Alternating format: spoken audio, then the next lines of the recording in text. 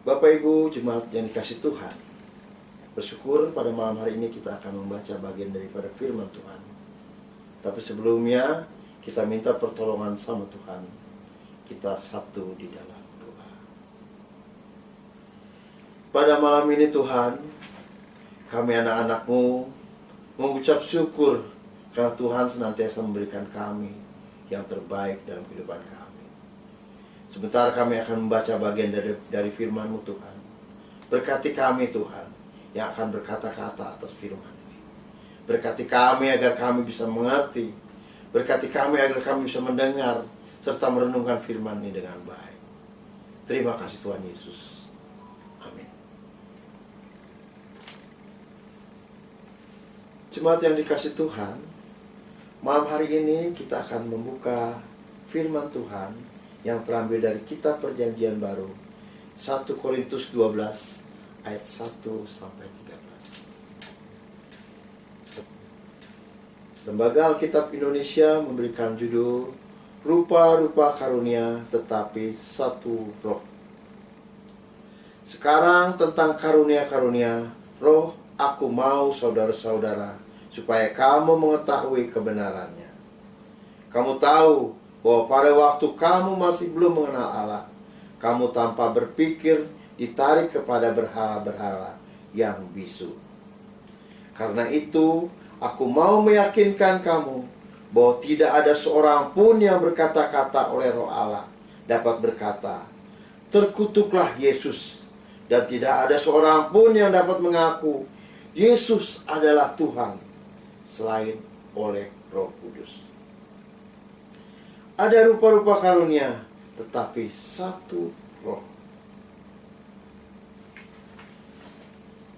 Dan ada rupa-rupa pelayanan, tetapi satu Tuhan.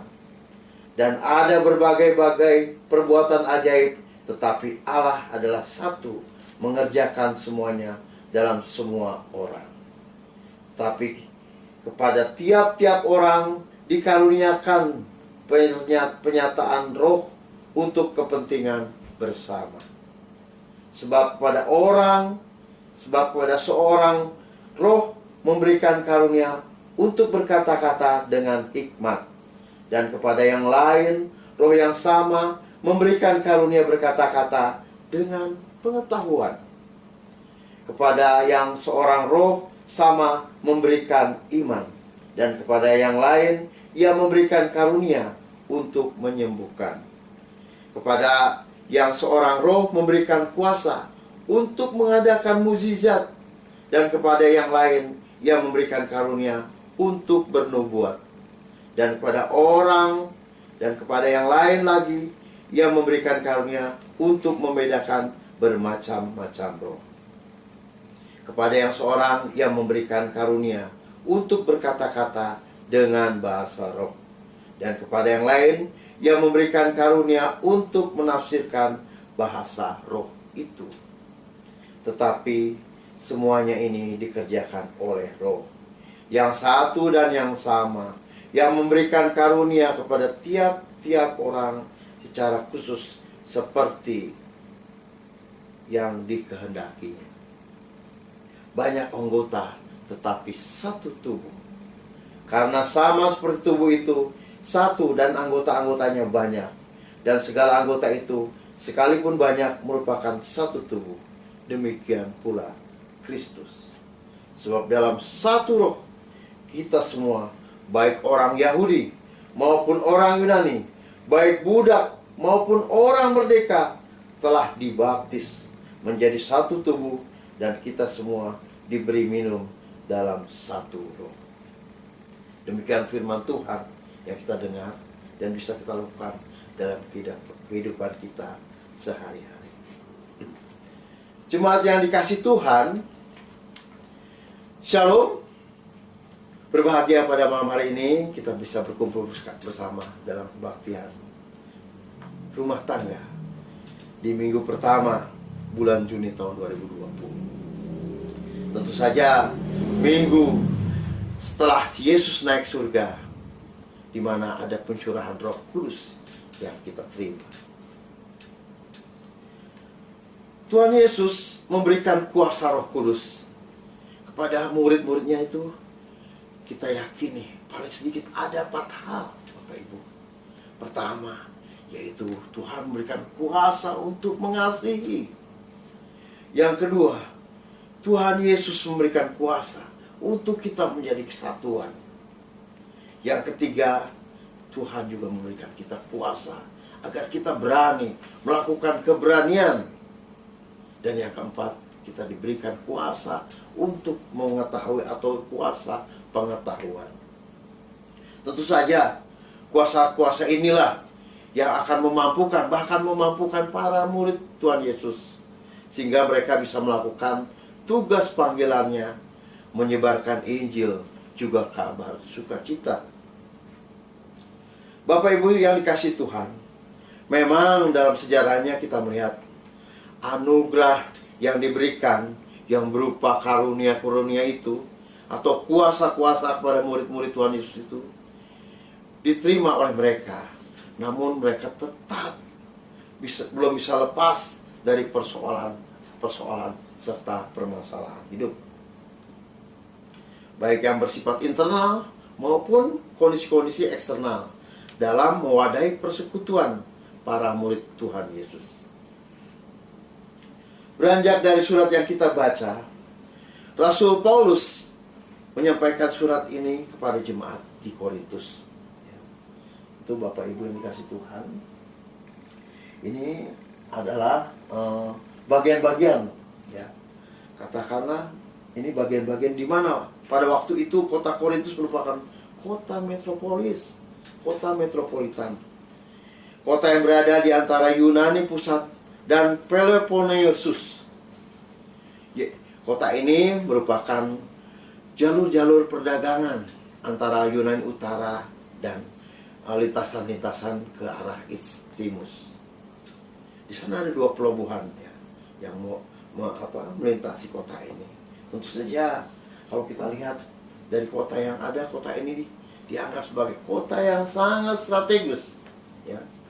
Kota ini menguasai persimpangan internasional perekonomian pada saat itu, mengendalikan perdagangan di darat antara utara dan selatan, antara laut timur dan barat.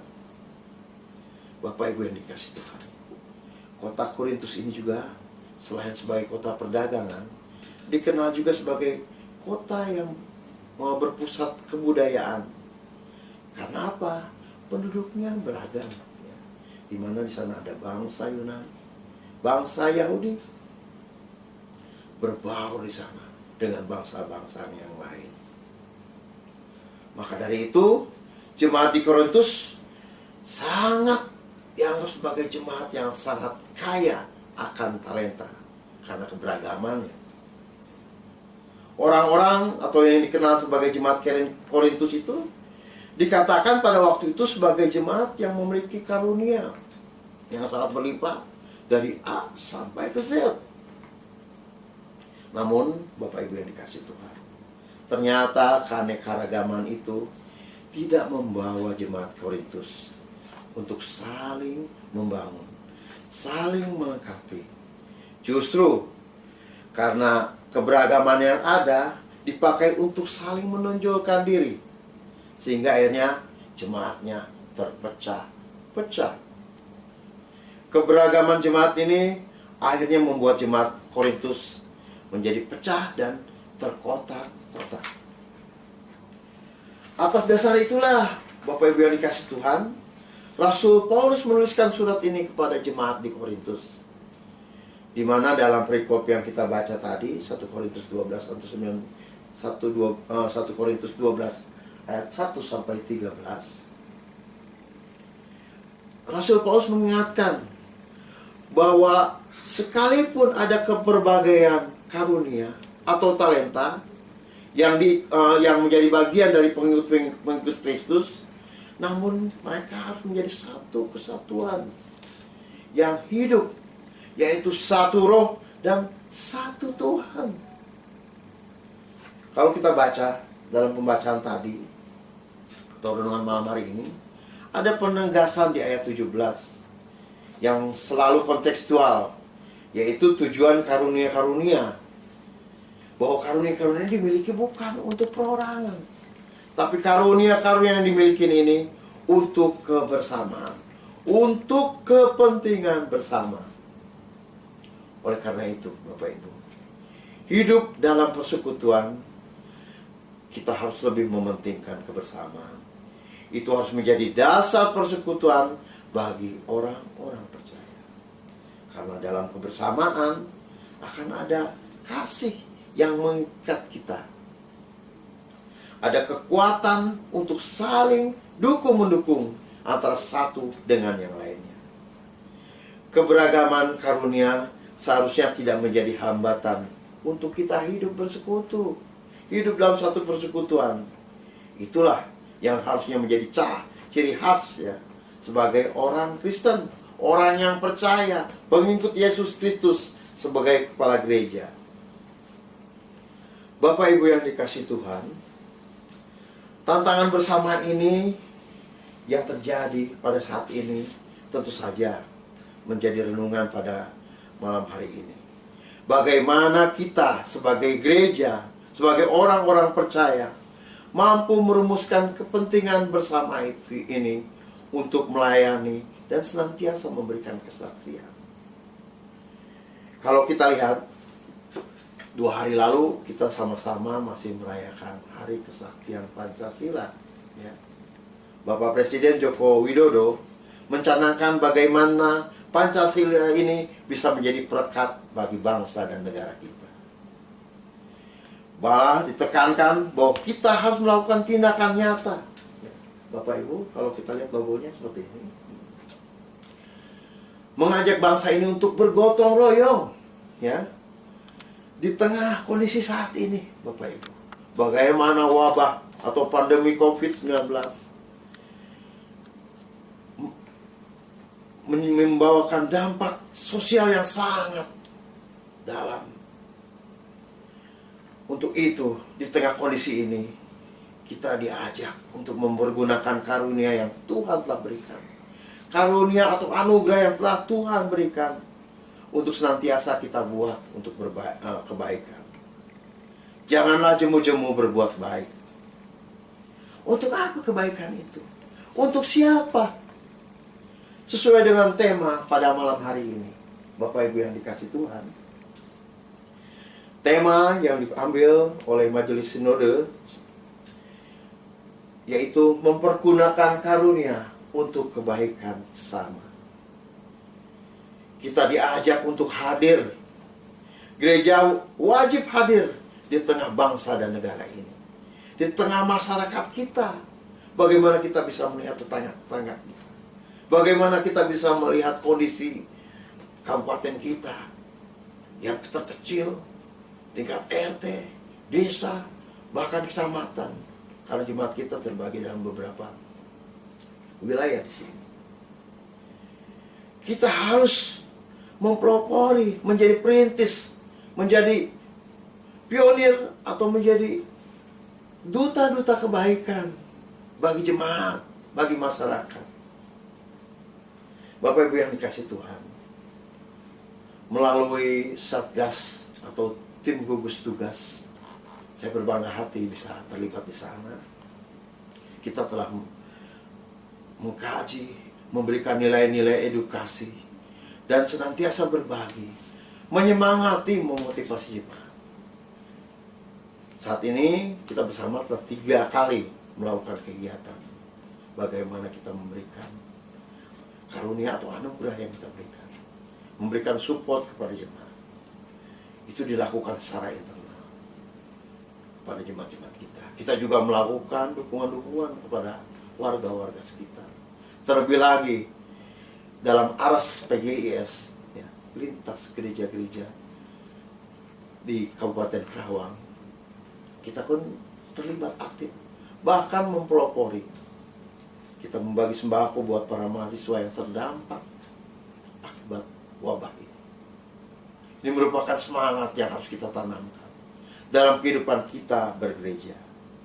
Oleh karena itu, kita butuh hikmat dan kebijaksanaan sebagai warga gereja, sebagai pengikut Yesus Kristus, harus kita memahami kehadiran kita sebagai orang-orang percaya. Kita bisa merumuskan kebutuhan. Bagaimana kita juga mengkaji pergumulan-pergumulan jemaat, hambatan dan tantangan secara bersama-sama, sehingga kita bisa memperoleh kajian atau hasil yang lebih optimal. Jemaat yang dikasihi Tuhan, beberapa permasalahan dalam kehidupan gereja memang senantiasa hadir bersama kita. Tak lepas kita di dalamnya, ya. Seringkali kita hadapi bagaimana kita senantiasa bergumul dalam kehidupan kita. Senantiasa Tuhan mengajarkan kepada kita agar kita bisa menjadi terang bagi orang lain, bagi sesama. Kita terkadang suka terjebak karena budaya yang sempit. Oh, dulu mah seperti ini, Pak. Yang harus dibenci seperti ini. Kita harus berpikir, karena karunia Tuhan memberikan kepada kita, kita pergunakan karunia ini sebaik-baiknya. Kita pergunakan kebaikan-kebaikan ini untuk sesama, sesuai dengan tema yang kita hadapi atau kita dengarkan renungan pada malam hari ini. Kita diingatkan bahwa dalam konteks bergereja, dalam konteks kehidupan berjemaat, dalam konteks berkehidupan persekutuan, kita senantiasa diberikan karunia dan penyertaan untuk hidup bersama, mementingkan kepentingan bersama. Nah, memang betul pergumulan itu akan senantiasa ada, ya. Bukan saja karena kita bisa bersekutu tidak akan masalah. Masalah itu tetap ada, Bapak Ibu yang dikasihi Tuhan. Pasti akan ada permasalahan dalam kehidupan kita, di internal maupun di eksternal. Yang penting, bagaimana kita bisa menghadapi masalah. Apakah kita hadir di sini sebagai yang diberikan anugerah kepada Tuhan? Kita harus menjadi duta-duta kebaikan tadi. Apakah kita cenderung hadir sebagai penyebab berbagai masalah, ya, troublemaker, ataukah kita malah senantiasa menjadi penambah masalah, atau ada juga kadang kita lari dari masalah.